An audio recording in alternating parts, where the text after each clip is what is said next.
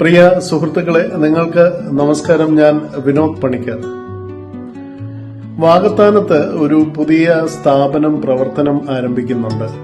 അതായത് പ്രിയ സുഹൃത്ത് അനന്തു ആരംഭിക്കുന്ന pest shield and pest control, ഈ ഒരു സ്ഥാപനമാണ് പുതിയതായിട്ട് തുടങ്ങുന്നത്.